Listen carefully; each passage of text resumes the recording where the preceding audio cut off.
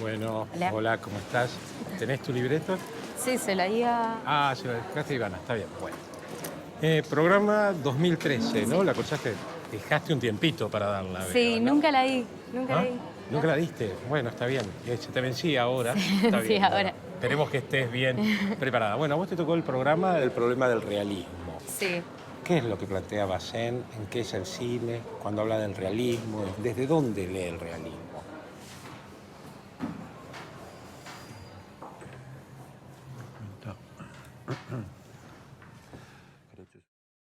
Bueno, estamos con Eloísa Solás. Eloísa Solás entra en el blog porque algún maleducado, hace el comentario de... me parece muy interesante, quiero discutir con vos esa reacción, porque yo creo que es una reacción que aporta a tu proyecto. Y el comentario fue un comentario totalmente negativo respecto de el documental Las Facultades, un documental muy interesante que se está mostrando. Bienvenida, Eloísa Solás. Se está viendo. Gracias. ¿Cómo se puede ver? Se puede ver a través del blog, mandando, si se comunican con nosotros y mandamos el password. Bueno, para los internacionales puede ser. Claro, pasa que. Y ahora, el tema es este: ahora está en salas. Claro, te sabes. Lo correcto sería esperar al tiempo. Bueno, cuando ya se va de salas, y supongo que la voy a liberar para internet. Entonces, facultades, ¿dónde se puede ver hoy? O se puede ver, en el Malva los domingos a las 6 de la tarde. Ah, ok. Y en el Gomón me la pasaron ahora a otro horario, una semana más, a las 2:30 de la tarde. Perfecto. Es un documental de 1 hora de duración. Contame, digamos, de qué se trata el documental, a ver en tus palabras, y vamos a intercalar algunas imágenes. ¿De qué se trata el documental y cómo llegaste a esta idea? ¿Qué hay detrás de todo esto?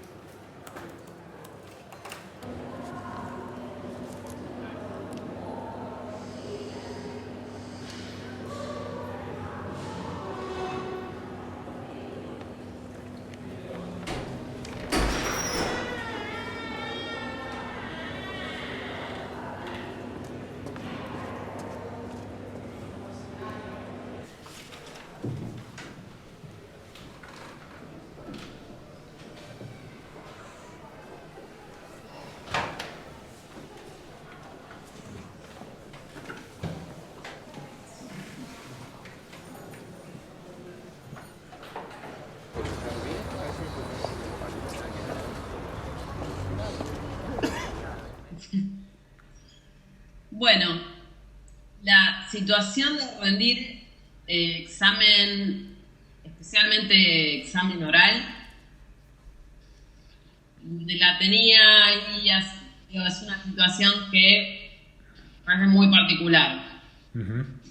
Como, bueno, en mi experiencia personal tengo como un montón de, no diría recuerdos, pero justamente el tema es que siempre entré como muy nerviosa, no todos, pero los que consideraba difíciles.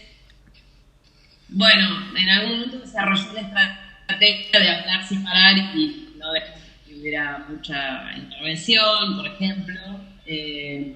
Pero bueno, sobre todo los primeros de la carrera, yo estudié diseño de imagen y sonido. Ok. Bueno, me generaba muchísimo estrés y me parece una situación muy curiosa eso de que en media hora, 20 minutos, uno tiene que cargar todo oralmente. Y siempre me pasaba no recordar muy bien qué había pasado en ese lapso de tiempo. ¿Qué me preguntaron? ¿Qué dije? me daba curiosidad saber qué había pasado en ese lapso de tiempo. Entonces la idea de filmarlo un poco ya la tenía. Pero digamos como que tu aproximación al tema es a través de, que posiblemente es una palabra muy fuerte, pero del trauma, es decir, hay algo, porque la experiencia del examen oral argentino es una experiencia muy particular, ¿no? Es decir, por ejemplo, yo digamos, estoy en el sistema académico inglés y acá eso no existe, nada que ver. Esa es una experiencia muy argentina, ¿no? Que escrito. Claro, acá es escrito, acá son escritos, ensayos, pero no tenés esa experiencia así tan dramática de el oral, ¿no? Con toda la espera. Y que de alguna forma esto está vinculado con la crítica que vos tuviste en el blog, que la crítica es, sí, si mal no recuerdo, lo que decía es, este es un documental que viene a justificar ese sueño de la clase media de Mi hijo el doctor, ¿no? De Florencio Sánchez, y vos en eso interveniste en el blog, respondiste a esto, pero no me queda claro cuál es tu posición respecto a esto. Es decir, ¿cómo opera este documental?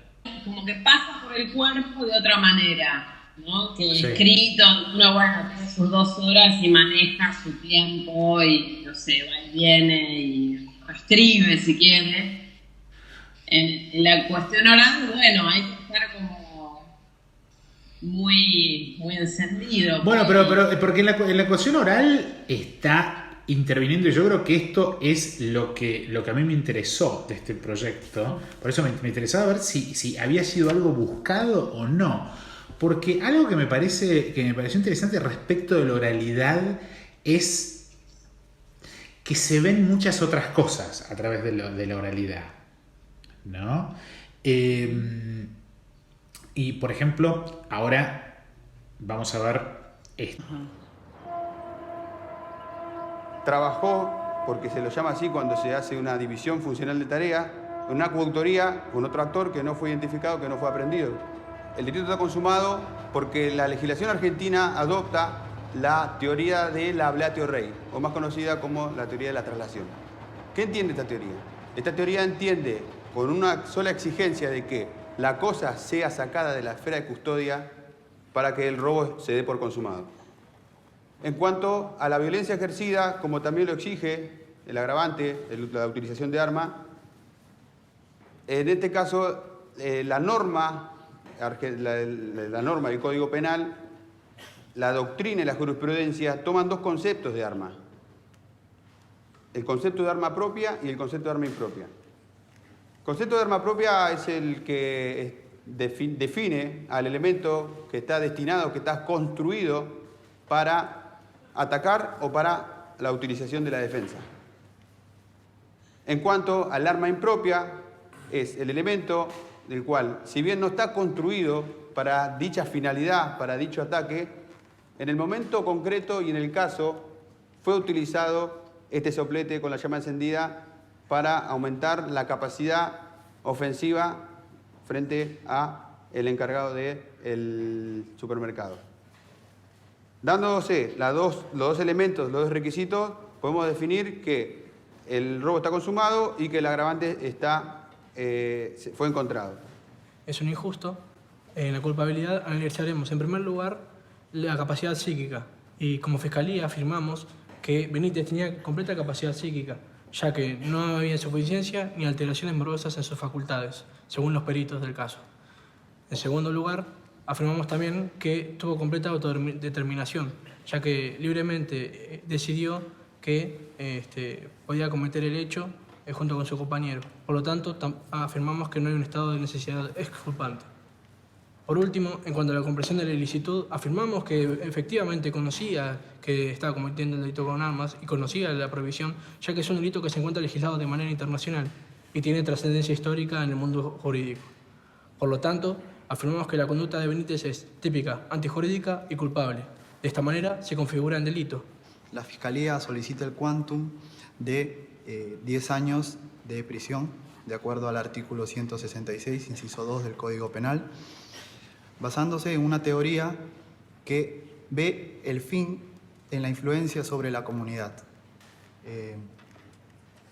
Esta teoría es la teoría de la prevención general, que busca la conservación y el refuerzo de la confianza en el ordenamiento jurídico. También sostenemos que la pena, en este caso, se adjudica dentro del ordenamiento para tener así un ordenamiento que sea confiable ante los ojos de la comunidad. La teoría es la teoría de la prevención general positiva y a partir de ahí la definís. Si vos inventás una definición, después buscar el nombre te va a costar mucho porque ya inventaste. Hay dos cuestiones más. La teoría de la traslación es la amotio, no tiene nada que ver con la ablatio. La traslación es la amotio. En vez de decís, la teoría es la ablatio y después la teoría es la de la traslación. La traslación es la amotio. Sí, lo habré sacado un texto de... Pero lo dijiste 2 veces.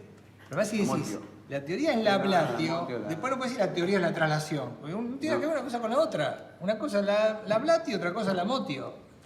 Llevar de acá para allá, eso es la traslación. Si yo saco si vos me sacás esto de acá y lo pones allá, es la amotio, es la traslación. Sí, no, entonces... La traslación. Sí, igualmente tengo que... No. Está bien, está mal, listo, chao. No tengo un texto, lo voy a... Ya está. Se lo justifico. Borrá lo de la traslación. No, se lo justifico en un texto, lo saqué en un texto de... No me importa, está mal. Listo. Y después otro tema, el tema del error de prohibición, no es porque está reconocido, es porque forma parte del núcleo de todos los ordenamientos. Eso de internacional no existe. O sea, usame las palabras de Roxin, por favor. O sea, conoce la prohibición porque forma parte del núcleo de todos los ordenamientos. No inventemos palabras análogas, por Dios, porque estamos tratando de que sea el discurso lo más científico posible. Y las palabras, Susana, si yo estoy en la Facultad de Medicina y tengo que hablar del mediastino, es una palabra rara, pero es el mediastino. De vuelta, ¿no? Digamos, el lenguaje, voy a decir algo antipático, el lenguaje común se queda de Figueroa Corta para allá. Acá estamos en la Facultad de Derecho. Por ejemplo, lo que acabamos de ver. Acá hay mucho que tiene que ver con un tipo de habla que no sale de la boca, sino que tiene que ver con gestos, tiene que ver con formas. A mí, la verdad es que lo que me pareció con este documental es que pone de una manera muy clara, y posiblemente esto tiene que ver con tu neutralidad, de una manera muy neutral, vos dejás la cámara para mostrar, ¿cómo decir? Un grupo de gente que está, por supuesto, está en el proceso de educarse, pero en un porcentaje importante están mal educados. No, algo que me llamó mucho la atención fue el modo de hablar, la imposibilidad de articular, es todo muy trabado, inclusive por parte de los docentes. ¿No? Es decir, esto es lo que me pareció interesante de ese documental, es cómo salta toda una... A mí me pareció, fue un documental muy incómodo de ver para mí. Que eso habla bien de vos, digamos. Es decir, fue muy incómodo, muy... como que terminé de verlo y no sabía qué pensar. Porque se puede argumentar desde diferentes posiciones, ¿no? Sí, sí. ¿Cuáles son esas posiciones, vos crees? ¿Cuál fue las lecturas que vos recibiste de esto? O sea, hay muchísimas, incluso en situaciones de cada examen, ¿no? Por ejemplo, la chica que rinde cine. Claro, ese es un caso maravilloso. Claro. Ahí, bueno, la mayoría creo que se indigna con ella porque, bueno... Claro, porque ella es la chanta argentina. Desde también de... ¿Qué es la ontología de la imagen para Basset? No me acuerdo exactamente qué Pero pienso. bueno, pero ¿cuál es la concepción filosófica? Para luego incluso ustedes tenían también a Eisenstein, para poder pensar la diferencia entre la noción de montaje de Eisenstein frente a las nociones de montaje que va a Claro. plantear Bazin, analizando el neorrealismo italiano. Creo que o sea, lo que piensa Bazin era un cine de sentido con respecto a la identidad también, porque daba, o sea, trataba de decir que había como un trasfondo dentro de esas imágenes. Entonces por eso introducía técnicas como profundidad de campo, que eso también ayudaba al espectador a elegir qué ver. Entonces, lo que quiere decir con el realismo es Esos son recursos Sí. que se plantean dentro Claro. del cine, que le interesa, por lo menos a Bazin, señalar. Uno es el de la profundidad de campo. ¿Qué otros? ¿Y de dónde? Y vuelvo a este concepto porque Claro. habla de una Sí. ontología de la imagen.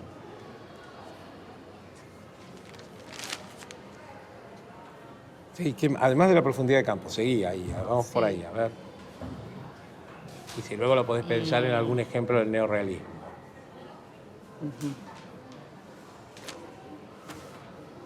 tiene que ver el realismo con el humanismo, con lo que vendría a ser más real, o sea, literalmente. Ojo con la palabra más real. ¿Desde dónde él entiende la captación de la realidad, vamos a decir? Con diferentes, o sea, a través de diferentes recursos. Bueno, a ver cuáles serían esos recursos. Por ejemplo, el actor no profesional o por ejemplo, en contra de lo que sería el Star System, de que el profesional se repita en todas las películas para no ser utilizado siempre de la misma Eso manera. es más un rasgo del neorrealismo, que está bien, Claro. podemos plantearlo, pero yo estoy diciendo a la Hay base de lo escenarios que naturales. piensa. Eso- Digo, cuando él habla de un montaje prohibido, ¿a qué se está refiriendo? un montaje prohibido. ¿En la película triunfa? No. En el Terminó- barco, el barco triunfa, pero ¿Triunfa en la película? ¿Cuál es el concepto sí, que el barco organiza? el barco queda, sí, el barco se queda vivo, sí, no lo ¿Cómo se matan. queda? El barco Como no que se no va lo a morir. matan, no lo matan al barco. no. Dejamos acá, lo voy a ver, hay muchos problemas, ¿no? Dejemos terminado acá porque cada vez que te pregunto se embarra más. ¿Ah? Veremos si voy a pensar que ocurre, pero está muy difícil la situación. O sea, me sentí un poco nerviosa también y sentí como que las preguntas eran muy, muy puntuales. Son preguntas muy puntuales. Y era mucho material para Y saber. sí, O sea, tuviste era 3 mucho. años, elegiste para esperar. No, o sea, la estudié y sabía, pero me pareció como muy puntual. Digo, no podés, ni siquiera, y hasta sosteniendo algo que decir, una película como El acorazado Potemkin, donde decís, bueno, tengo que tener claro, por lo menos el argumento. Es que sabía el argumento y Y los no marineros sabías que dónde hacen- acontecen, para empezar el concepto ideológico. Sí, o sea, sabía que era... o sea, ¿Cuáles son las 5 partes que organizan El acorazado Potemkin? los hechos? ¿Cuáles son las denominaciones de las 5 partes que organizan El acorazado Potemkin? ¿En qué sentido? ¿Qué pasaba en cada parte? ¿Cuáles son esas 5 partes? Tienen intertítulos que definen qué ocurre en cada una de esas 5 partes. Sí, la revolución de los marineros, que con respecto a lo que serían los oficiales que los controlaban. Después ¿Cuáles son los nombres de las 5 partes? nombra 5 partes. La viste, me decís que la viste, Bueno, y es que la pero vi, no es pero- verla, es aprenderlas, es saberla, es trabajar, es leer Claro, el pero texto, ahora- de aplicarlo. Sí, es que vi todas las películas. Pero Pero a no veces es como que verla no me acordaba y exactamente qué pasaba. en verla cada y película. entonces esperás hasta que aprendas a conocer todos esos elementos. ¿Está claro? Bueno, espera.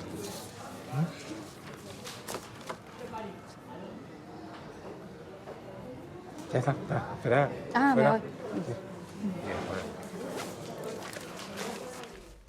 Sí, es para mí un poco peor, es como alguien que no sabe Lo que no sabe.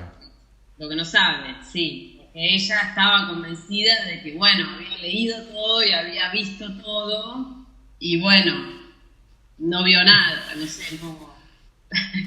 Y el tipo, ¿quién era el profesor? Porque el profesor creo que era Manetti. Sí. Era Manetti. Manetti Sí. era. Bueno, una cosa que me pareció muy interesante acá es, y esto tiene que ver con la uva y cómo se maneja la uva políticamente. La cordialidad de los profesores. Tipo, acá eso no existe. Tipo, ¿viste? Que es como que hasta que le dicen, mira, no, esto no lo sabes, bueno, vamos a tratar de verlo. Digamos, no me hagas perder el tiempo, tómatela. Sino que esto una cosa, hay algo, ¿no? ¿Qué es que pasa acá? Bueno, claro, ahí Manetti, bueno, hay como un apasionamiento, yo creo, porque es como un poco ofensivo que alguien llegue después de 3 años a una mesa sin haber entendido la materia o el eje de cómo ver, ¿no? Sería.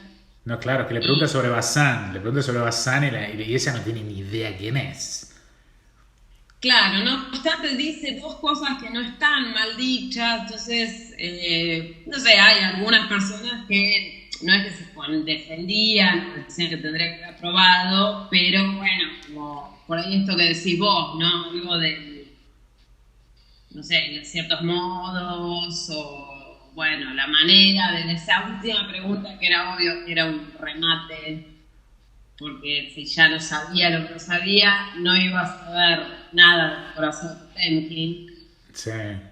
Y bueno, ¿cómo vale solo 5 partes? No sé, era muy obvio que no iba a ¿Pero qué dice todo esto de la universidad?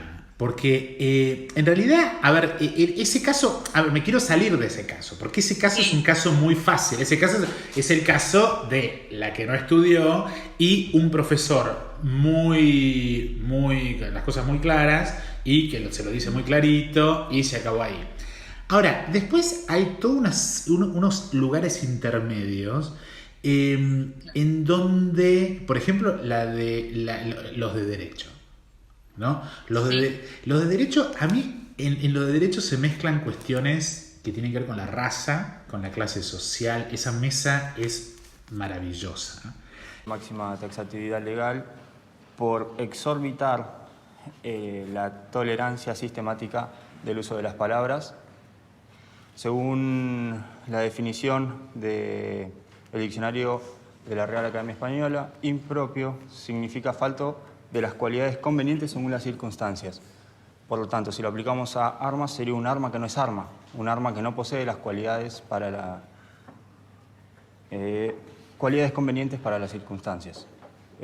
Por lo tanto, la utilización del soplete para realizar el desapoderamiento no puede ser categorizado como robo con arma. Sí incrementa la capacidad ofensiva, pero no por eso podemos considerarlo un arma. Disculpe, señor defensor, lo interrumpo. Trate de no leer el alegato, por favor. Sí, gracias. Por lo tanto, consideramos que la Fiscalía está realizando una violación al principio de máxima taxatividad legal debido a que está realizando un análisis de forma analógica in malam partem que vulnera el principio recién mencionado. Bueno, en la parte de culpabilidad vamos a analizar los agravantes y los atenuantes. Dentro de los agravantes, cabe aclarar que no se conoce el quantum sustraído por el señor Benítez y su socio.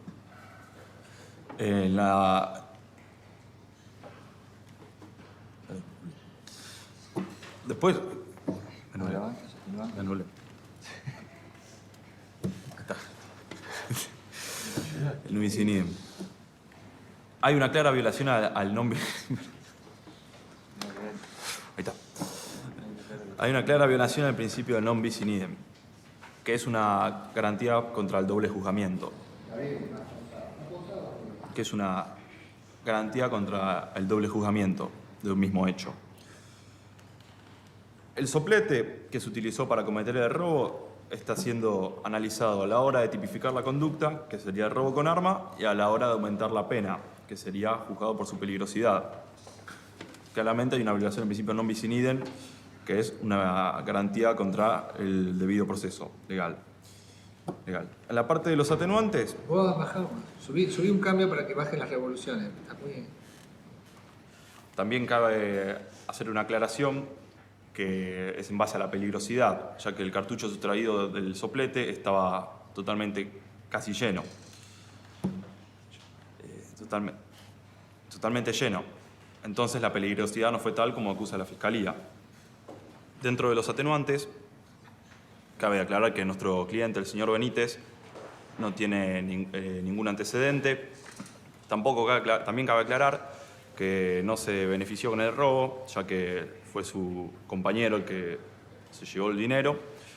Y hace 8 meses que el señor Benítez no trabaja y además tiene una familia muy numerosa, de 5 hijos. Por lo tanto, se encuentra en una posición de vulnerabilidad establecida en el artículo 41, inciso 2 del Código Penal.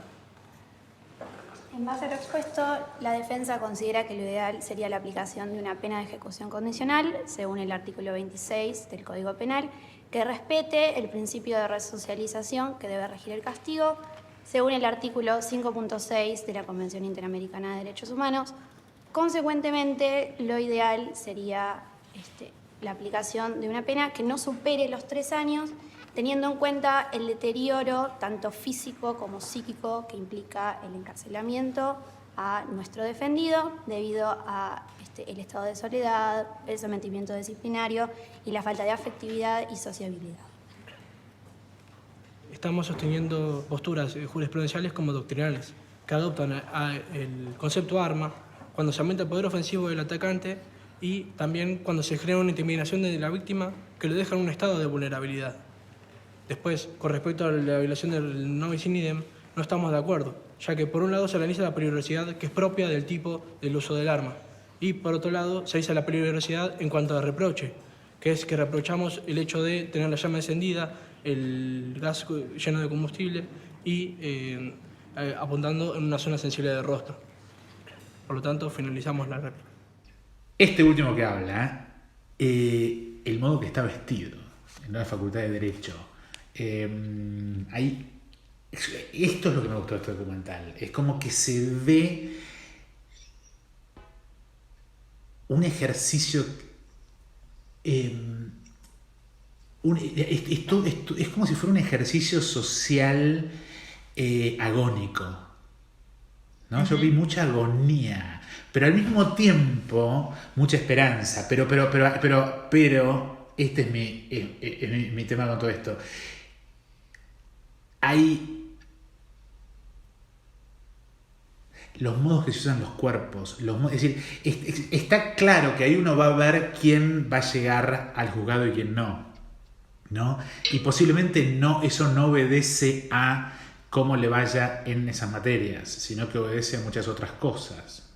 ¿No? Y eso como que se pone muy en juego en esta oralidad.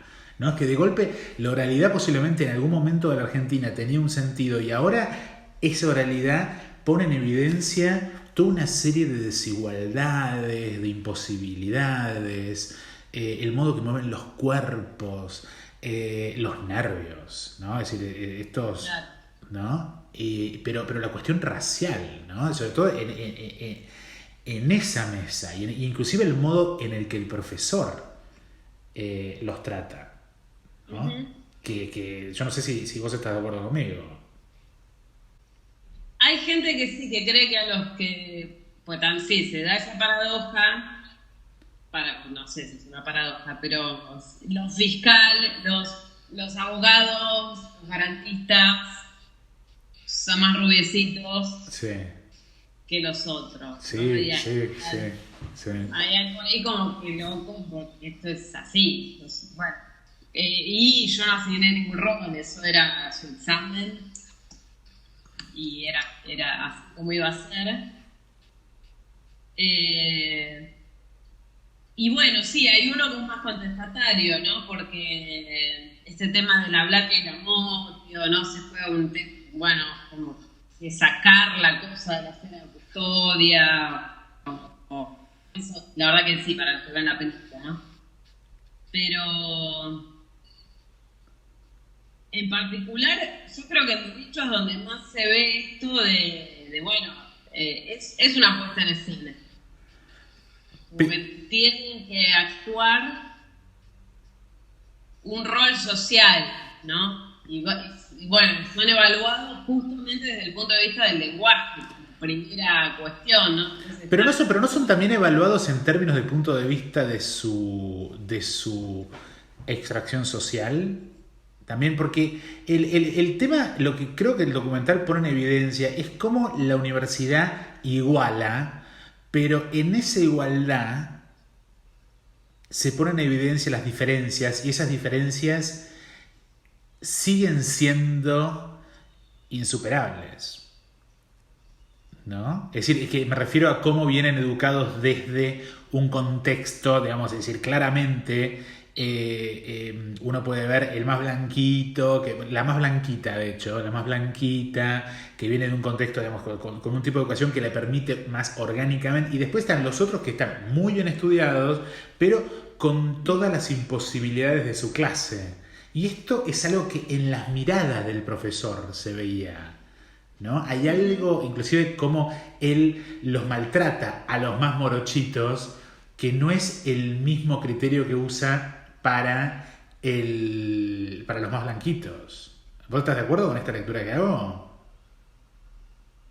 Me cuesta un poco porque también creo que se juega a lo contrario a veces, ¿no? Como una cuestión que tiene que ver con la superación, que creo que está un poco implícita, y por ahí, por ese lado, viene la crítica que me llevó a esta charla, algo que tiene que ver con, una transición de movilidad ascendente y de igualar o de... Sí, pero eso no puede ser una crítica, eso está bien. Sí, pero bueno, en eso hay críticas, no por la película, pero en general me parece, tiene que ver con que, puede la facultad en algún punto estar nivelando hacia abajo, claro. Porque la mala preparación que pueda tener, yo no sé si en el caso particular de estos chicos, y creo que en esta escena de la audiencia,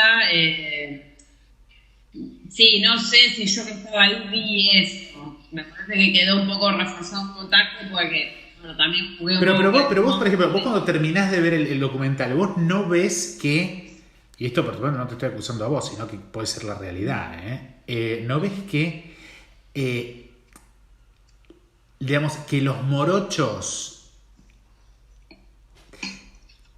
son tratados de manera, en inglés es patronizing, ¿no? Porque no son maltratados, sino que son como, el caso clarísimo es la prisión, ¿no? La cárcel. Hola, buen día, profe.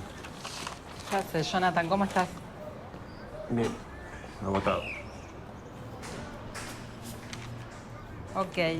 ¿Cómo organizaste vos tu examen? Se me habían ocurrido varias ideas, pero la que a mí me pareció más cómoda hacerla en 4 momentos. Ajá. Bueno, vamos entonces siguiendo tu sugerencia, empezamos con Marx y Thompson. Sí. Marx parte de una construcción materialista para explicar las relaciones de poder, las relaciones económicas y a su vez las relaciones sociales y qué consecuencias y efectos tienen estas relaciones en una sociedad capitalista surgiente. Toma la relación de cómo hay una base materialista que determina, una base material y económica que determina toda una supraestructura jurídica y política y que eso lleva al antagonismo de dos clases sociales como son la burguesía y el obrero, o lo que tienen los medios de producción y los que no. Ahí está. ¿Ese es el eje del antagonismo? Ese es el eje del antagonismo. ¿Quién tiene los medios de producción, quién produce y quién vende su fuerza de trabajo? Pero es como que los morochos tienden a entrar, digamos, a circular por un camino, casi te diría paralelo, a esos momentos del documental que son los momentos blanquitos de los nenes lindos. A saber, el de medicina, que es un diálogo entre colegas, los filósofos, que los filósofos es como el canto, digamos, el filósofo es el ballet del documental, ¿no? Es el que es un placer escuchar a los dos, digamos, y todo, y fluye el modo que piensan, el modo que articulan, y eso tiene que ver con con toda una escolaridad previa, tiene que ver con un contexto familiar, tiene que ver con el modo en el que la raza en un país racista como Argentina te trata. Es decir, ser blanco te permite... Claro, otro tipo es... Eso es lo que tiene este documental, que creo... El tema de la soltura. No es que el ser humano no puede conocerlo porque su entendimiento es finito. No, o sea, no lo puede conocer porque está más allá del intelecto. O sea, para el ser humano o para un tipo de Marte, digamos, como que en ese sentido no es un no ser relativo, es un no ser, digamos, porque escapa, digamos, al ámbito del ser. Lo que yo había comprendido era que el no ser negativo, ese Dios mismo que no se conoce a sí mismo, ese es totalmente incognoscible para nosotros. Exacto. Pero el Dios uno, que ya pertenece a la cadena del cero, que ya se está manifestando, hay una idea más agustiniana de que, bueno, a través de la parte divina en nosotros, un rasgo de eso se podría llegar a conocer. Lejanamente, difusamente, no por supuesto una imagen directa de Dios, pero... De alguna manera existiría un conocimiento de eso. No sé, quizás me corregís. Puede ser. Está bien. La antropología, la parte antropológica, Sí. en Agustín. La antropología en Agustín es de corte dualista. Hay una juxtaposición violenta entre el alma y el cuerpo, porque hereda de San Pablo y de la Biblia esta idea de que del cuerpo como cárcel del alma. Entonces, ante plantearse las ideas de cómo están unidos estos dos elementos, cuerpo y alma, va a proponer si están juntos pero no pasa nada, no hay ninguna unión, si son un compuesto o si el alma gobierna al cuerpo, y se va a inclinar por esta idea de que el alma gobierna al cuerpo, que le hace un favor al cuerpo durante el tiempo que está y después regresa. Que hay otra duda que a mí me daba, era si el alma había aprendido, porque en otros pensadores es claro que el alma aprende en esa estadía en el cuerpo, pero en Agustín pareciera como casi un favor que le hace al cuerpo, donde el alma aprende. O sea, en los neoplatónicos es claro que ese movimiento le trae como una vuelta al alma y a la humanidad, como a la cadena metafísica en general, pero en Agustín mi sensación era que no, que es netamente un favor al cuerpo y que después esa alma que preserva su sustancia íntegra vuelve con Dios, digamos. Y ya que hablas de San Agustín y del neoplatonismo, ustedes vieron el libro 7. Sí. Háblame de ahí de los libros de los platónicos, de lo que él dice que encontró.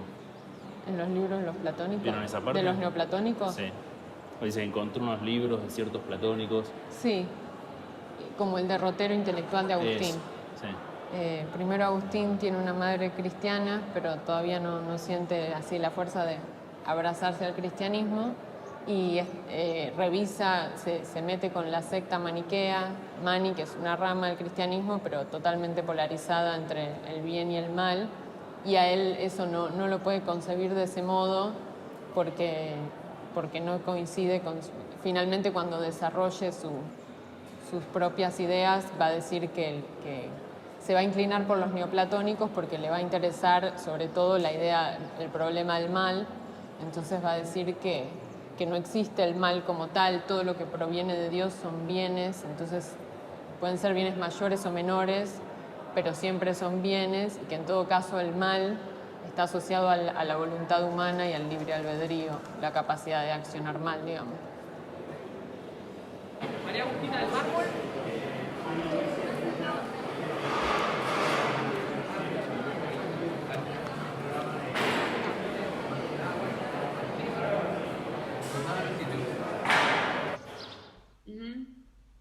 Sí, pues incluso en el de filosofía, la otra vez hablaba con alguien que incluso ella llega con algunas dudas al examen. Total. En relación a cómo entiende San Agustín, el tránsito del alma al cuerpo. No, y además, es como que te guía, te lleva de la mano al espectador esos argumentos. Los dos argumentos del chico también son como que te lleva de la mano en torno del argumento, te lo enseña, lo aprendés con ellos.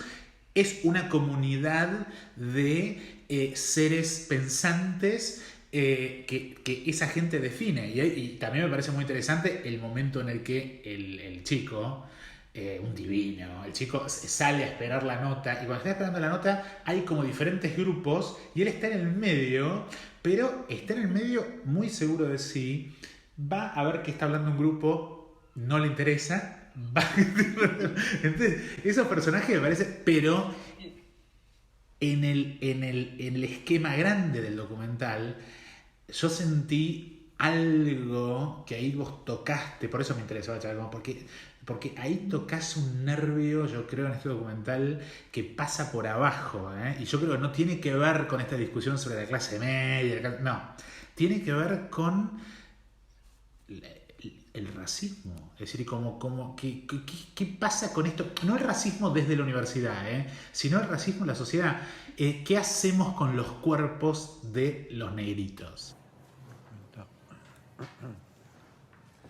El hecho social toma una forma de hecho colectivo que abarca objetivamente a todos los individuos, tanto en las sociedades tradicionales como en las modernas.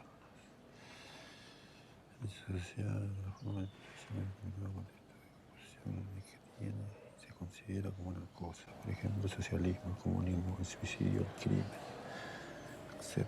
Se impone desde el exterior del individuo. Para Durkheim, la sociedad debe explicarse y estudiarse en composición de su funcionamiento. El individuo es moldeado por la sociedad a la que utilizan el método histórico como para determinar las leyes sociales de funcionamiento, leyes con modo de hacer, de sentir y de pensar que son exteriores del individuo, teniendo un poder coercitivo en virtud del cual se le imponen más allá de su voluntad, por ejemplo a través de la educación, de la religión, etc. Yo tenía primos, por ejemplo, que mi vieja venía de Chaco y hablaban diferentes en el sentido porque nosotros vinimos a vivirnos a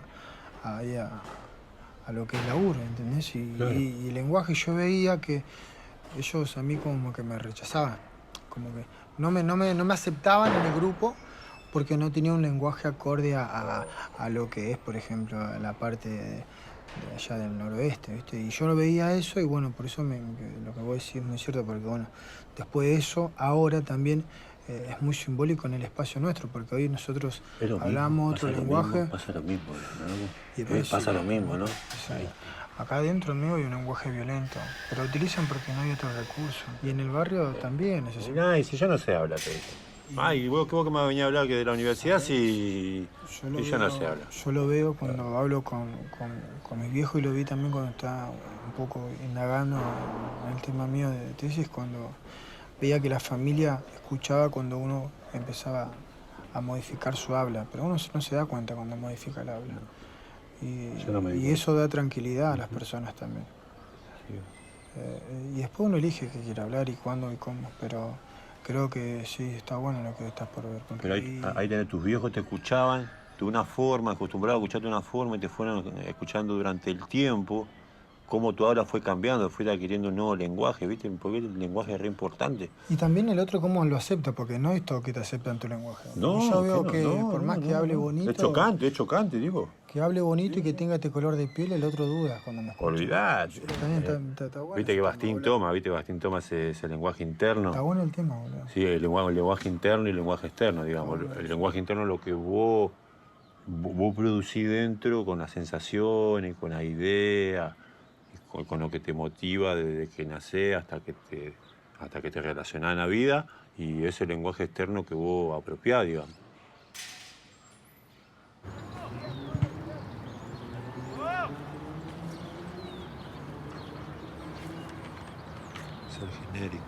Ser genérico, la forma en que el hombre realiza con la naturaleza está medida por el capitalista. Respecto de otro está manejado el otro como una competencia. ¿Cómo llegan machucados, digamos? Es decir, en términos de soltura, en términos de vocabulario. Sí, claro, esto que me parece como un punto muy bueno porque, digo, María, que es directora también, ¿sí viste La Niña Santa? Sí, claro. Martel, bueno, ella estudia filosofía. bueno, plantea una cosa que no llegó a desentrañar en el estudio como una pregunta, pero de un modo que, bueno, da cuenta de que estuvo pensando, no sé, un recurso para plantear algo que por ahí no terminaste de entender, muy, muy hábil y muy, bueno, flor de piel, ¿no? Que es cierto, bueno, otras personas por ahí simplemente se quedan en el no saber. Claro. Bueno, en el cuerpo ya se percibe esa limitación. Bueno, y el caso, sí, de Jonathan, que está en la cárcel, es de alguna manera, sí, en algún sentido es como sobreadaptado, ¿no? Bueno, Pero... hablemos de Jonathan. Hablemos de Jonathan.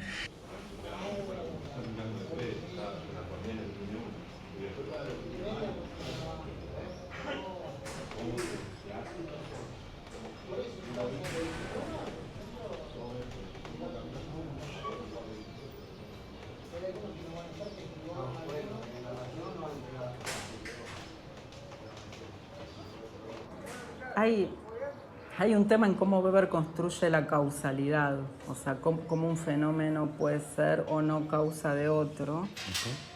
Y hay varios conceptos que usa, ¿no? Está el concepto de causa adecuada y causa accidental, pero también está el concepto de afinidad electiva.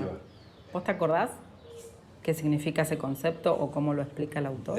Mucho no hace énfasis en eso él, pero lo que sí hace es decir que hay hechos, fenómenos sociales que se retroalimentan unos con otros.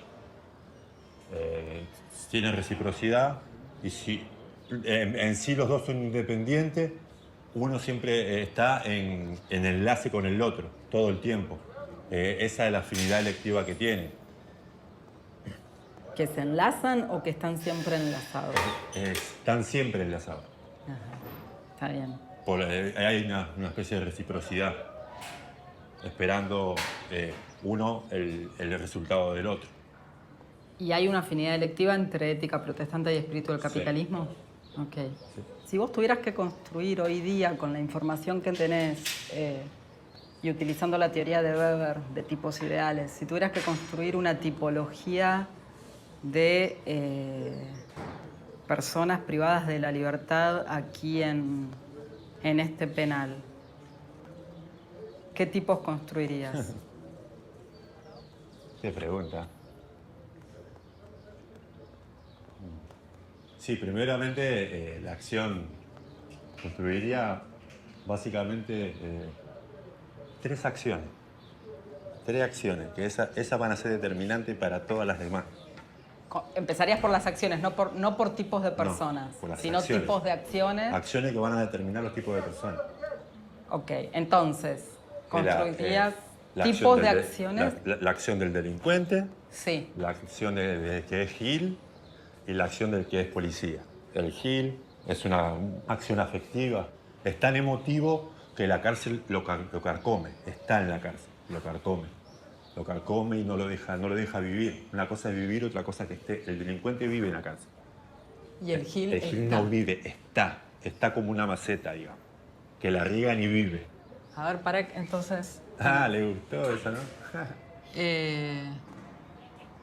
Vos estás tipologizando no personas, sino acciones de acciones personas. Que determinan a la persona. Repetime la del delincuente. Prevalece. ¿Ese es el objetivo de su acción? Prevalecer, sí, mantenerse en el tiempo. Aunque eso muta. ¿Cómo es la jerarquía de prevalencia? Contando... No hay mucho, pero lo que sí, que hay de diferente menor rango, que roban, pero un ejemplo no tienen bastante valor o el bastante coraje como para matar o para enfrentarse con la policía. También hay delincuentes que son muy delincuentes, pero no prevalecen en la cárcel porque no saben utilizar un cuchillo. Hay giles que saben utilizar cuchillo, que no son delincuentes y tienen un rango un poco mayor porque delincuentes los toma como soldados. Entonces, es un mundo un entramado de acciones, digamos. ¿Y qué tipos de policía hay? Muchos. A ver, contame dos o tres tipos. No todos. Bueno, el primero es el que te cuida. Vamos a partir de la base. Primero el que te cuida, el que te mira todo el día, el que te dice engomate. encerrate, salí, luchate, no salís acá y te encierro a la noche y te corto la luz. Ese es el primer policía. ¿Qué significa engomate? Encerrarse en una celda, que te digan encerrarse. Cerrarse dentro de... Bien, Bueno, ese es el primer policía. ese es el primero. El segundo, el que está infiltrado. Y detecta y saca datos. ¿Pero vive la vida del preso ese? Vive la vida del preso, ¿por qué? Porque anteriormente capaz que era un delincuente. Pero ese no necesariamente hizo la carrera de policía. No, Pasó no, por las instituciones no. policiales. Después Ustedes está lo el policía. llaman policía porque trabaja para la Claro, policía. exactamente, porque Ok. tiene esas condiciones, ya esos tratos. Después está el policía raso. Tiene el raso el policía que está en el pabellón de policía y es policía. Ajá. O sea que el objeto va cambiando y por eso mismo hay que pensar nuevas preguntas y Claro, hay que nuevos replantear- abordajes. Hay que replantarse las preguntas. ¿El Ah. delincuente sigue siendo delincuente? ¿El pibe bueno es todavía considerado pibe bueno? La educación. ¿Sí ve la cárcel a mí la que más asemeja a una persona que se está por recibir que habla del funcionamiento de la cárcel? ¿Qué efecto tiene la educación dentro de la cárcel? Ajá. Entonces creo que el que más se asemeja a decir, bueno, yo puedo tomar de todas estas teorías, como otra teoría que me habla un poco del lenguaje de la cárcel y una etnografía de la cárcel. Ujú. Yo está bueno porque tengo parámetros para tomar y abordar bien mi tema de tesis sobre el lenguaje. Ujú. Está bien. ¿Cómo aparece Jonathan en tu proyecto? Bueno, yo quería filmar en la cárcel, como bueno, en esto de distintas carreras, distintos ámbitos. Me parecía, bueno, lo más radical, porque sí, parte de la crítica es esto de que, pero también eso, en la UBA hay algo un poco homogéneo, ¿no? En general, salvo derecho, que es como más a las que son más populares, pero Claro. hay algo homogéneo de extracción social. En general somos porteños, más o menos blancos, no sé, Sí. todo de los colores, ¿no? Bueno, en esto de buscar, bueno, a ver en qué caso del conurbano, alguna universidad, algún caso interesante. Bueno, en este penal se estudia sociología.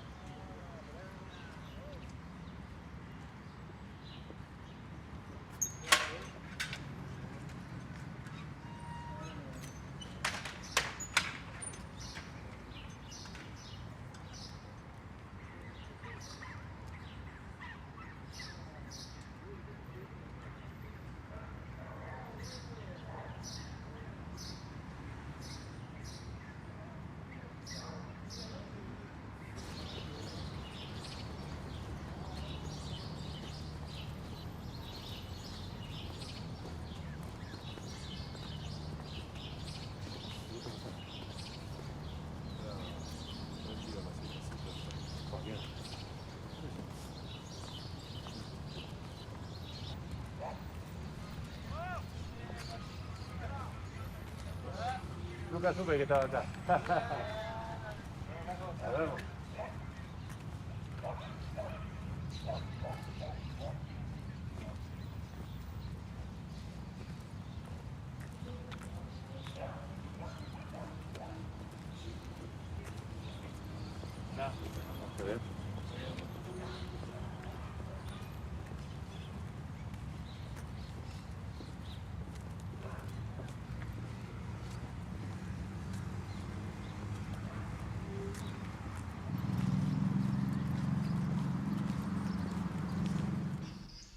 Que bueno, en general la oferta académica que hay en la cárcel es escasa, hay un montón de carreras que no se pueden llevar, tienden a ser, bueno, derecho, algunas teóricas, obviamente medicina no pueden estudiar en una cárcel, o todo lo que necesite laboratorio. Claro. Bueno, en este penal les había llegado la oferta de sociología. Bueno, me parece un poco más interesante que derecho, que fue lo más popular, porque es como que terminan, trabajando defendiendo sus causas o defendiéndose a sí mismos. Sí. Bueno, acá me parecía bueno la posibilidad que yo lean, no sé, desde Marx hasta... No, eso me parece interesantísimo. El preso, digamos, leyendo Marx. ¿No? Claro. El que la institución le está diciendo que se tiene que adaptar a la sociedad es el que está desde la cárcel leyendo el teórico que dice que todo ese sistema es absolutamente... Y esta es la charla que tienen con la profesora, ¿no? Foucault, sí, Claro, como que, Foucault. bueno, claro, ellos están ahí, por ahí no tienen ni el secundario completo, o menos. Hay un artículo que les permite hacer un curso introductorio como para que puedan iniciar una carrera universitaria. Bueno, en paralelo después pueden terminar el secundario. Pero bueno, claro, que acá algo tiene que haber, porque bueno, un pibe que solo se dedicó a robar y entró a un penal re joven y estuvo la mitad de su vida estudiando de la villa al penal y va y viene. Bueno, algo tiene que pasar si alguno de ellos se engancha con estudiar, bueno, cuestiones que tienen que ver con, bueno, de construir todo un sistema social, pensarlo. Hoy me preguntás, bueno, ¿de qué va a trabajar? No sé, en principio... Claro, creo que pasa, no pasa por ahí, ¿no? Claro. Esto, ¿no? Pero a mí hay una de las cosas que me parecieron interesantes del personaje Jonathan es su lenguaje corporal, muy amenazante. De hecho, esta escena... Hay un tema en cómo Weber construye la causalidad, o sea, cómo un fenómeno puede ser o no causa de otro.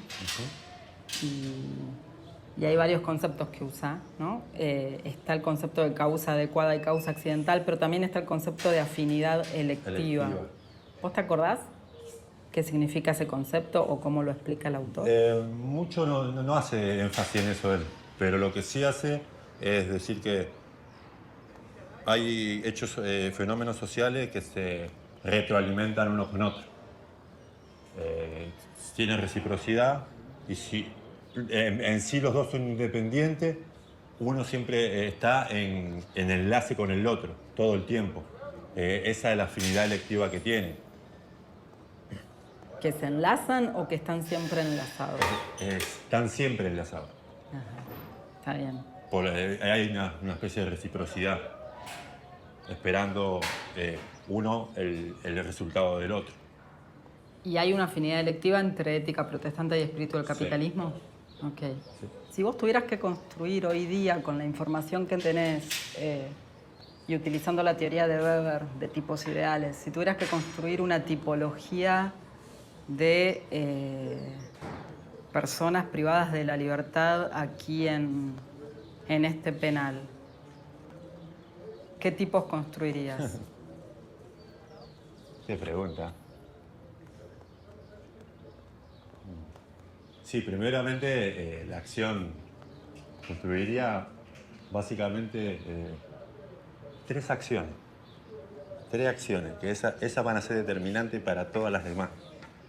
Empezarías por las acciones, no por tipos de personas, por las sino acciones. tipos de acciones. Acciones que van a determinar los tipos de personas.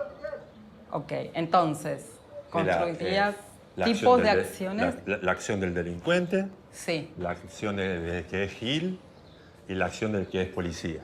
El Gil es una acción afectiva, es tan emotivo que la cárcel lo carcome, está en la cárcel, lo carcome y no lo deja vivir. Una cosa es vivir, otra cosa es que el delincuente vive en la cárcel.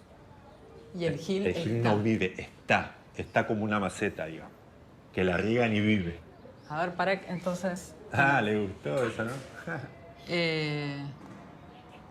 Vos estás tipologizando no personas, sino acciones de Acciones personas. que determinan a la persona. Repetime la del delincuente. Prevalece. ¿Ese es el objetivo de su acción? Prevalecer, sí, mantenerse en el tiempo. Aunque eso muta. ¿Cómo es la jerarquía de prevalencia? Contando. No hay mucho, pero lo que sí, que hay de diferente menor rango, que roban, pero un ejemplo no tienen la bastante valor o el bastante coraje como para matar o para enfrentarse con la policía. También hay delincuentes que son muy delincuentes, pero no prevalecen en la cárcel porque no saben utilizar un cuchillo. Hay giles que saben utilizar cuchillo, pero no son delincuentes y tienen un rango un poco mayor porque delincuentes los toma como soldados. Entonces, es un mundo un entramado de acciones, digamos. ¿Y qué tipos de policía hay? Mucho. A ver, contame dos o tres tipos. No todos bueno, los el primero es el que te cuida. Vamos a partir de la base.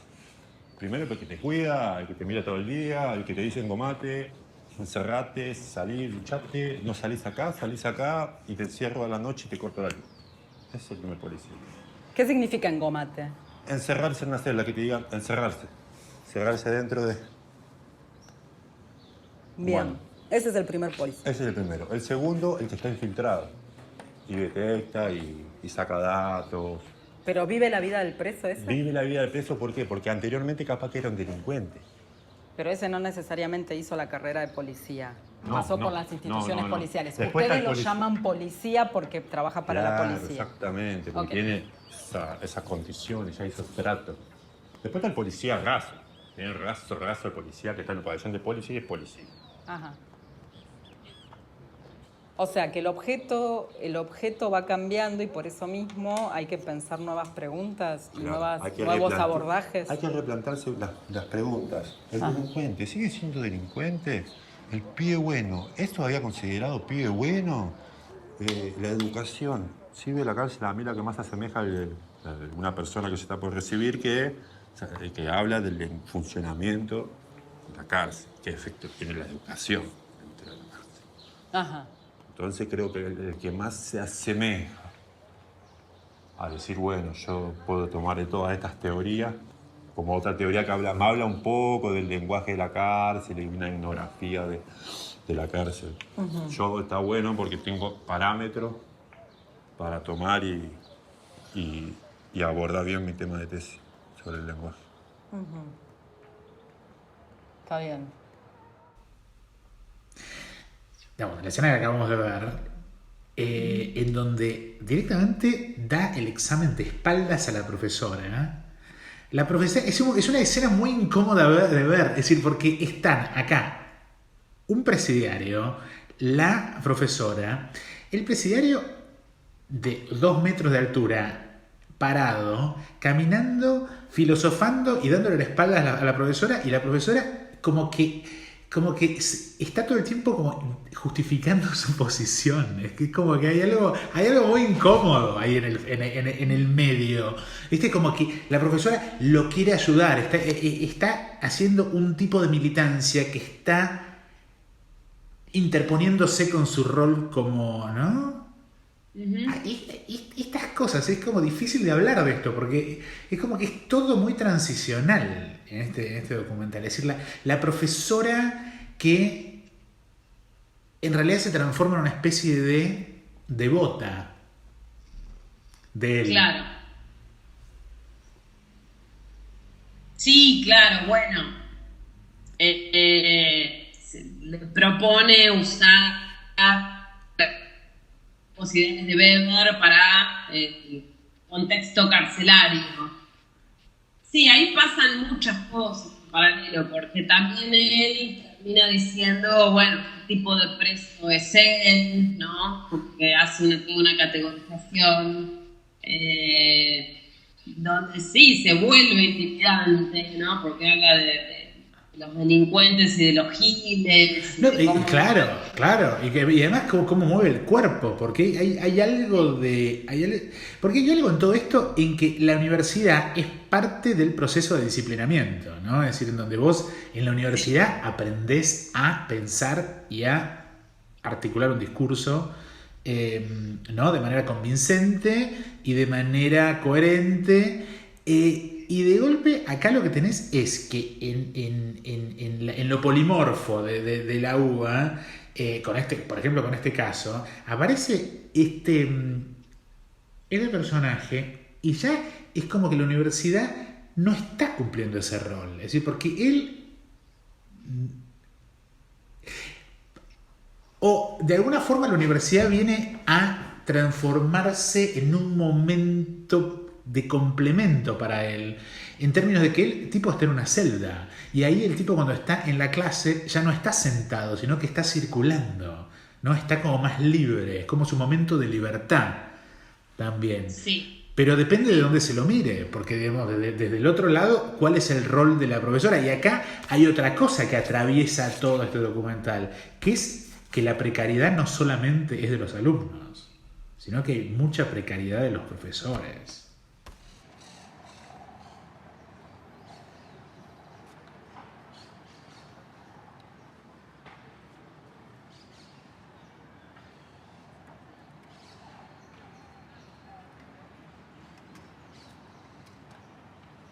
Vas a elegir 2 de estas bolillas y después me vas a decir con cuál te quedas para el examen. Bueno. Tienes tiempo, tranqui, fíjate. La semilla se forma en la flor después de la fecundación, que se empieza a transformar en fruto. La semilla no se empieza a transformar en fruto. Son dos el cosas ovario distintas. se empieza a transformar. O sea, la flor deja de ser flor y empieza a dar la transformación Ahora al fruto. sí, el ovario se transforma en fruto. ¿Y la semilla, a partir de qué órgano? Del óvulo. Del óvulo. Bien. Ahora El óvulo fecundado se empieza a transformar en semilla. Bien. ¿Qué partes tenía? ¿El embrión me dijiste? Sí. Bien. ¿Y el embrión de dónde sale? El embrión... Sí. En la fecundación, ¿te acordás que había gametas masculinas y femeninas? De la femenina, del óvulo, de la parte del óvulo, de todas las semillitas, de todas las células del óvulo. No, ahí tenés un poco de lío. ¿Vos te acordás cómo era un óvulo? Bueno, porque estamos hablando de girasol, ¿no? Argentina en este momento es el 3.º o 4.º productor de girasol. Por ejemplo, si yo agarro esto y lo rompo, puedo encontrarme con la semilla y separo la parte exterior. ¿Acá puedo hacer eso? No, acá está todo como fusionado. ¿Qué cosa con qué cosa? Sí, hay partes soldadas, pero ¿qué parte? ¿Cuál es la parte exterior de un fruto? ¿Cómo la llamamos? De los tegumentos. Bueno, los tegumentos, pero ¿esos tegumentos de dónde vienen? Si vos lo querés decir tegumento, o sea, ¿el fruto de dónde se forma? Del óvulo. No. El óvulo forma parte de la semilla, el fruto no. De la espiga. No, la espiga es una inflorescencia. No. O sea, la parte exterior del fruto, cuando comes una naranja o un durazno, ¿de dónde viene? De la transformación del ovario. No tiene nada que ver el óvulo. El óvulo es parte de la semilla. En este tipo de frutos, que el maíz, vos sabés que en nuestro país, vos vas a ser agrónoma, tiene una enorme importancia, el pericarpo está soldado al tegumento de la semilla. En cambio acá está libre. Eso es una cosa muy importante. La posición de ovario tampoco te acordás, ¿no? De ninguno de los dos. Porque en este no me lo supiste decir. No me acuerdo. Bueno, Bueno, de la parte de frutos, el que dijiste es más o menos bien importante, es el de soja. Reconozco que estaba bien, pero vos no podés aprobar un examen de botánica si no tenés claro las características de frutos como la cipsela, el cariopse, nombres que por otra parte tampoco me los dijiste, estos son aquenios. Y teniendo en cuenta que hay una serie de inconvenientes con la parte del cambio, es un histógeno, un meristema secundario, y todo lo que tiene que ver con la raíz, que está un poquitito floja, y esto de frutos es flojísimo, y lo de semilla también, costó mucho, que no tenés claro, hace un rato también te confundiste óvulo con ovario, no, deberías eso tenerlo realmente claro, ¿sí? Sí, en algunos casos incluso cuidé un poco A ver, contame. No, y bueno, no sé, por ejemplo, bueno, la chica que rinde cine, los dos, hay otro, y bueno, llegaban a unos niveles de error y de problemas lingüísticos que a mí me avergonzaban un poquito. ¿Y por qué no los puedes?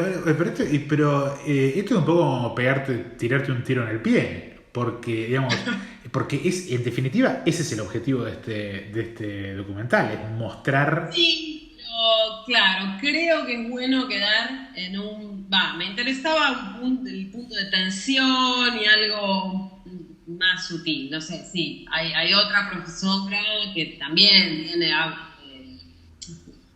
agrega S donde no van, ¿no? Sí. Bien, no se dedica a alguna área humanística, donde se supone que, bueno, tiene claro, que pero haber... media pila, claro, pero un libro de vez en cuando. Claro, pero hay algo, ese sí, es como que pareciera medio por fuera de lo que es un ámbito académico, ¿no? Porque, bueno, me parecía como, bueno, ir a señalar cosas de manera muy directa y, bueno, me parece por ahí muy interesante que floten y que pueda haber otro tipo de, bueno, consideraciones. Pero escúchame una cosa, ¿y cómo vos lográs? Porque una cosa que uno cuando mira este documental está todo el tiempo preguntándose, ¿cómo consiguió meter la cámara ahí? ¿Cómo llegas a ese acuerdo? ¿Cómo se negoció eso? Fue bastante lento, o sea, como por un año fracasé. Tuve muchos, como gente me decía, no, ni loco, no, ni pedo. Pero bueno, después, a Manetti lo conocía, le pregunté, sí, bueno, eso fue muy interesante porque filmé un montón de exámenes ese día. Ok, porque vos entrás por el profesor. En ese caso sí. En Derecho también, porque escribimos al Departamento de Derecho Penal diciendo que nos interesaba filmar exámenes. Volvieron con esta. Bueno, nos escribió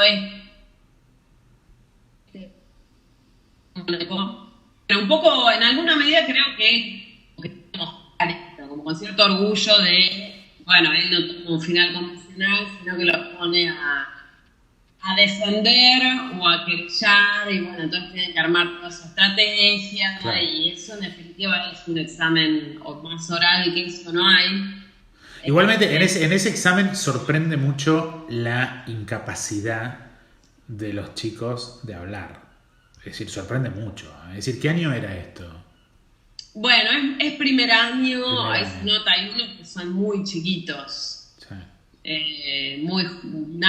Chicos recién salidos del secundario. Y bueno, sí, no dejes de considerar que, bueno, de una cámara, ¿no? Hay ciertos nervios. No, claro, en la cámara. También por bueno, tenían que quedar bien parados y bueno, hay algo de los nervios que te traicionaron. Bueno, pero por eso, es decir, ¿cómo de vuelta, es decir, cómo lograste meter la cámara ahí? Porque meter la cámara ahí en un país que adora la regulación y la burocracia como la Argentina, en donde además, viste, en un contexto hipersensibilizado como el universitario, en donde, viste, te comes una denuncia, sos profesor y te comes una denuncia porque le dijiste mina, ¿viste? ¿Viste por ahí? Y de golpe, es decir, vos lo que conseguís es meter la cámara durante el final. Es decir, que esto agrega un nivel de estrés al joven que se somete al examen 3 veces adicional. Imagínate la bestia esa, la de cine, que entraba como al matadero. Es decir, digo, no, mi pregunta ¿es estúpida o no sabía? Bueno, es medio lo mismo, ¿no? Porque no, pero es diferente Sí. ser bochado a ser bochado, filmado, mirado en el Malva y comentado en el Logarno People. Digamos, es decir... Claro, eso no se lo imaginaron. Bueno, pero es la imagen viaja, digamos. ¿Cómo llega esa mina a entrar ahí? No sabía. Yo sí quiero destacar de ella, pobre, que igual tuvo mucha generosidad, porque yo cuando terminé el examen le pregunté si Ok. estaba de acuerdo en que usemos, y bueno, ella ok. tenía otra idea, creía que le iba a ir mejor, y bueno, fue muy generosa por ahí por estudiar cine, ¿no? Dijo, no, yo sé lo difícil que es hacer una película, vos estudiante egresada de acá. Como... Pero, ¿cómo? Ella igual está convencida de que él la maltrató. Claro, porque, claro. Puede ser que eso es lo que ella quiere que se vea. Claro. Él odia, incluso creo que en Facebook puso cosas en contra de Manetti. Bueno, es otra de las cosas, ¿no? Y en otros casos, bueno, sí, también tuve, no sé, qué sé yo, algunos chicos de derecho, algo me preguntaron, pero ¿cómo es esto? Elegiste justo los momentos donde nos trabamos más, donde hay problemas. Claro. Podrías haber evitado un poco eso. Bueno, sí, ahí sí, yo les expliqué que no se trataba de reírme de ellos, de un furcio, sino de la situación en sí misma. Ellos volvieron, vos lo volviste a ver a ellos en el estreno del documental en el Malva. Claro, la mayoría los vi en el oficio. Me muero. Bueno, ¿y cómo fue ese encuentro? Y bueno, yo me puse bastante nerviosa porque terminó la película y muy pocos se acercaron en general los que quedaban bien parados por ahí. Bueno, Mirá vos. tuve como alguna gente que bueno, no pude saludar y estuve como una semana un poco preocupada Claro. Y bueno, y se renueva ahora, porque sí, después esto es el estreno en salas, entonces bueno, se reaviva un poco la prensa y la gente que habla, y esto, bueno.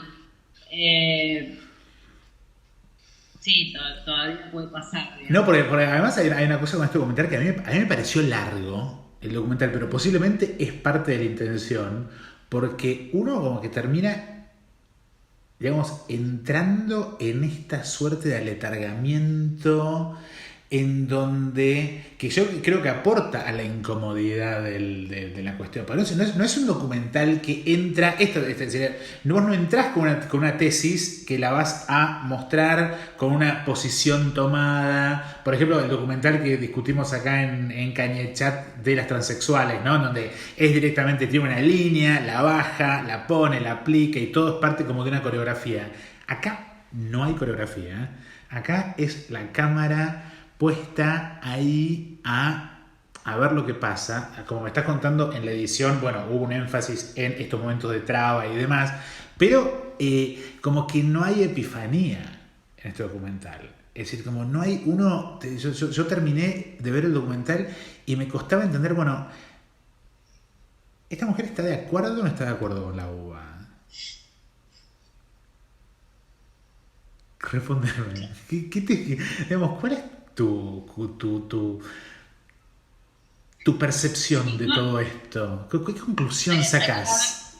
no es solo la uva, está también el que toca piano, que no se habla mucho porque, bueno, es otra cosa, ¿no? Pero bueno, también está el tema de la cara de él mientras tocaba. Ah, no, el del piano, que un desastre, pobrecito.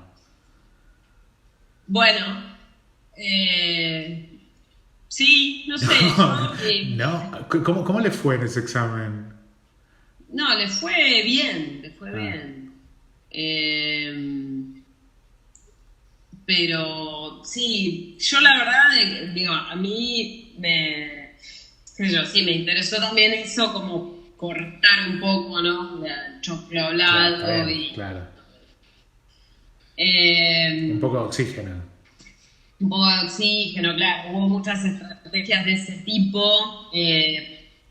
Por ahí a vos te pareció larga, pero bueno, ahora están no sé si de moda, pero es muy común por ahí ver documentarios que duran más de 2 horas. No, pero ojo, no lo tomes como una crítica, no lo tomes como una crítica. Yo cuando digo que es larga, yo creo que le aporta el documental, porque el documental es una gran incomodidad. Es decir, por lo menos yo, posiblemente es una lectura muy sesgada la que hago. Yo vivo hace 18 años en Inglaterra, tengo toda una carrera académica en Inglaterra, en donde es absolutamente diferente, absolutamente todo, estéticamente, el tipo de diálogo, todo. A mí me pareció muy incómodo todo muy trabado, todo muy intentando compensar por algo que nunca se define, y ahí es donde vos no apareces con una teoría, sino que hay algo que tiene que ver con la mala educación secundaria, con la cuestión racial. Hay algo de características optimistas, aunque todavía con cierta ambigüedad o pregunta, pero de hecho la secuencia final es la más cuestionada.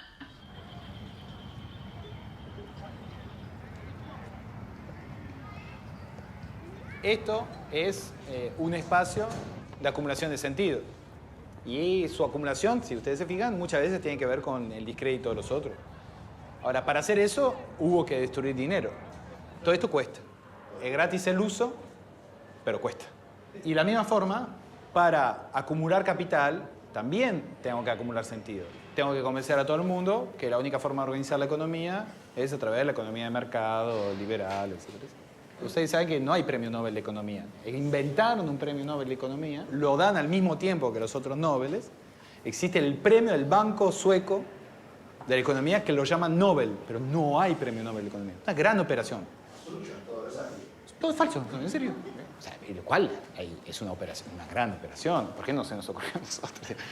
Un premio Nobel de la economía heterodoxa. Pero la ortodoxia, que crece en los años 70, crece de la mano de un gastadero de plata muy importante.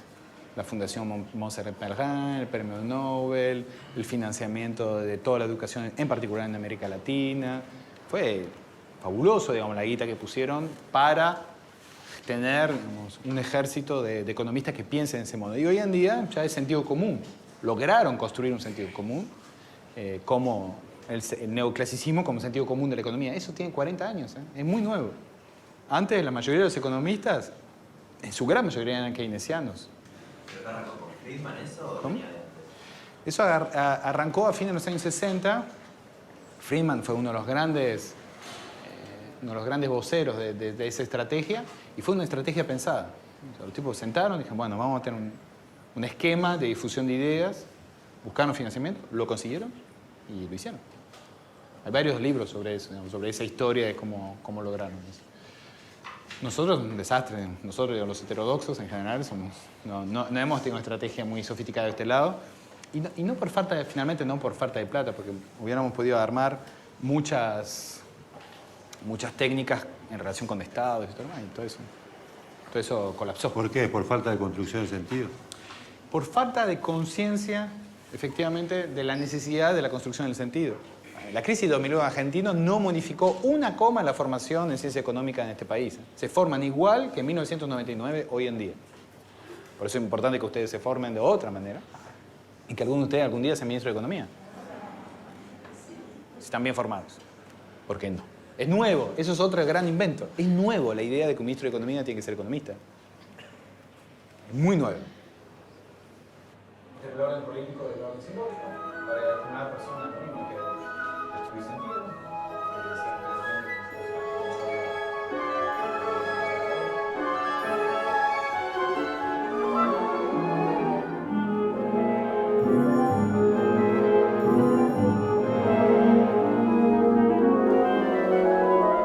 Para mucha gente por ahí la película tendría que haber terminado con el piano final y créditos y chau, ¿no? Yo me refiero a la parte donde, bueno, el preso finalmente tiene como una coda o un momento, como que la película elige seguirlo un poquito más en esta situación post-libertad. Ah, claro. Es un dato que por ahí no todo el mundo le queda claro, pero bueno, lo que se filmó es la liberación definitiva después de como, 14 años sin cana. Wow. Bueno, esta secuencia, digamos, como genera ambivalencia, ¿no? Hay una clase de teoría social de la economía o algo así, como problemas sociales de la economía. Ah, no, ya está. Sí. Que es muy interesante, claro, porque ahí hay una bajada de línea. Que viene del profesor. Como que marca Digo, todo. vos me decís que yo no tomo partido, pero hay gente que me ha cuestionado por arruinar todo en esa secuencia final, tomando cierto partido, no sé, de izquierda o en contra de, bueno, keynesiano, no sé cómo pensarlo. Porque tampoco es demasiado explícito o ideológico, ¿no? Son cuestiones de construcción del sentido de la economía y el sentido de lo público, ¿no? De la educación pública. Entiendo las dos posiciones, porque posiblemente era necesario ese final para descomprimir esta angustia que hay durante todo que es una angustia visual, es una angustia inmanente. Por ejemplo, hay una cosa muy La Habana, muy Cuba, en los edificios, en el momento que vos estás filmando a la chica de veterinario de agronomía, de botánica, que ella está preparando, ella está hablándose sola, repasando. Y el edificio, los escalones, es decir, en donde ya esas imágenes están hablando de toda una infraestructura que ya no es. Y después la profesora que se come las heces y es una... Coche en la puerta. Totalmente. Por favor, cierre la puerta. Estamos haciendo un coche así. Un edificio probablemente, siglo XIX, donde eso era un laboratorio avanzado. Total. Es decir, eso en un momento era totalmente avanzada. Y además la profesora que se comía las heces y todo... Bueno, el cadáver.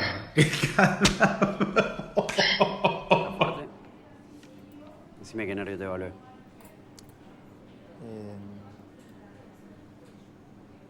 El cubital. El cubital se encarga principalmente de la región media de la mano. ¿Cuál es el nervio cubital? Es el que está siguiendo a la arteria cubital. ¿Cuál es ese elemento que se ve premalleolar? Esto.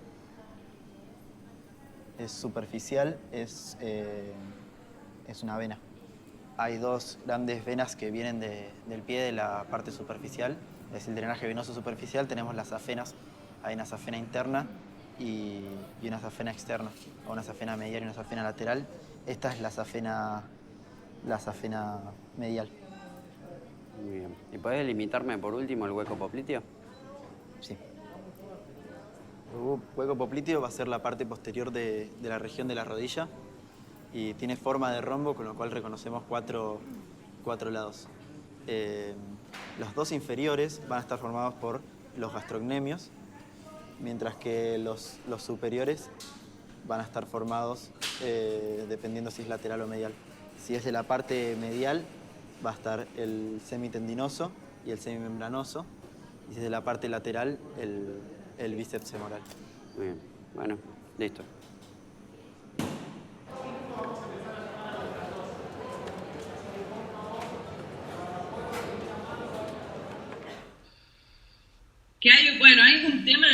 pienso, me preguntás qué pienso. A mí hay un problema en los secundarios. Sí, claramente, eso se ve claramente. No sé, bueno, ahora está esto del servicio cívico que largaron, ¿no? Digo, sobre todo si te vas un poco a Capital Federal.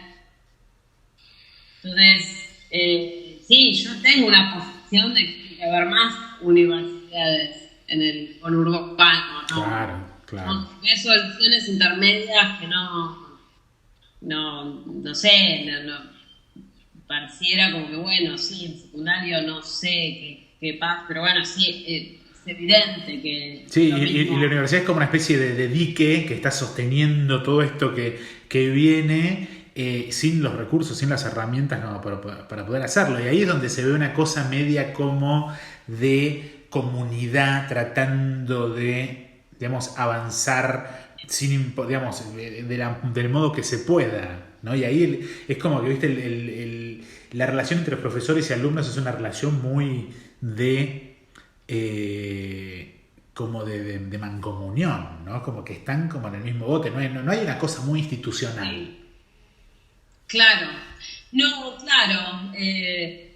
Y si bien es una situación donde el poder claramente, ¿no? El examen se ubica de un lado, pero sí, si vos, no sé, en esta misma clase de economía, de temas sociales de la economía, este docente que es francés, que trabaja, bueno, que es sociólogo, se llama Alexandre Roy, en otra parte habla de la relación del poder, del conocimiento y el poder en Francia, ¿no? Que tiene toda una sociología orientada al tema del poder y que, bueno, uno no se puede dirigir a alguien que está en un rango académico más alto, Claro. no lo puede estudiar hasta que no tiene el mismo rango.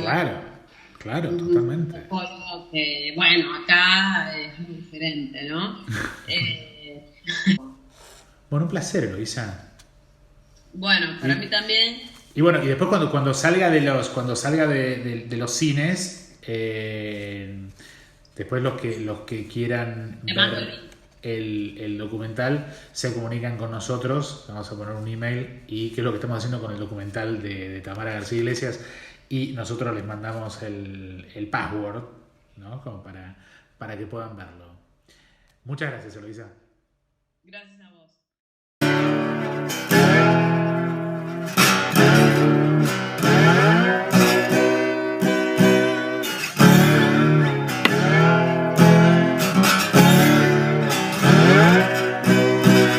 Love are not people.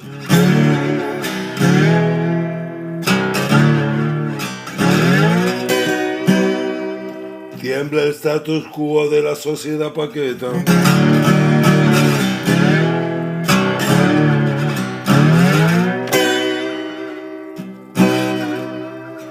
Tiembla la barreta.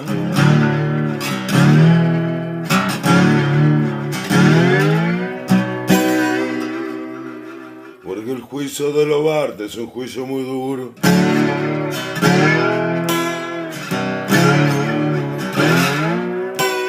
Gracias, Rodrigo.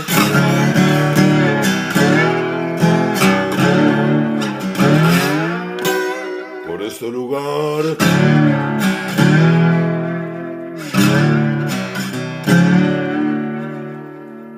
Para escribir y conversar.